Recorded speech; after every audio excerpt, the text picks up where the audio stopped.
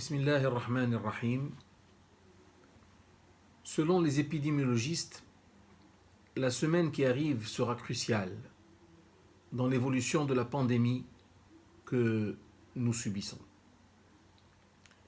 Le nombre de confirmés comme infectés par le nouveau coronavirus va inéluctablement augmenter.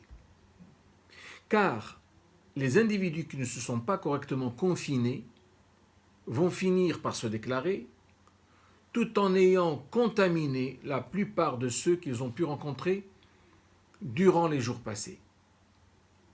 Notre but n'est pas de juger tel ou un tel. Cela ne fait pas partie de nos prérogatives. Notre unique motivation est de réitérer l'appel à confinement qui reste le seul et unique moyen efficace de contenir le Covid-19. En attendant bien sûr la mise au point de protocoles à même d'enrayer ces ravages.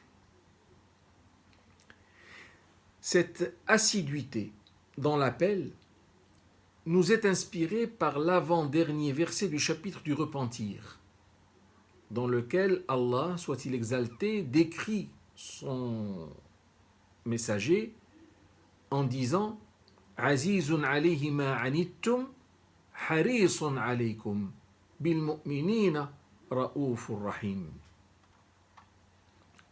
Ce qui veut dire très sensible à tout ce qui peut vous peiner, plein de bienveillance envers vous et toute compassion et miséricorde pour les croyants. Le messager de Dieu est par excellence notre exemple à suivre dans tous les domaines de la vie et les arcanes du savoir-faire. Poussant les responsables à être cléments à l'égard de leurs administrés, il disait « Allahumma man waliya min amri ummati shay'an farafaqa bihim farfuq bih » Seigneur, quiconque prend une responsabilité dans ma communauté et se montre clément à l'égard de ses collaborateurs, Seigneur, sois clément à son égard.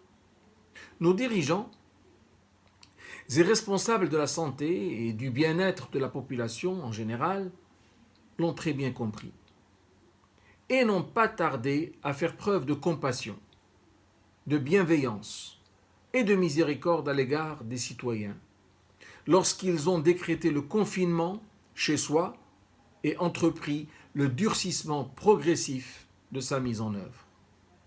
Qu'Allah les en récompense et nous aide à mieux être à leur écoute. Amen.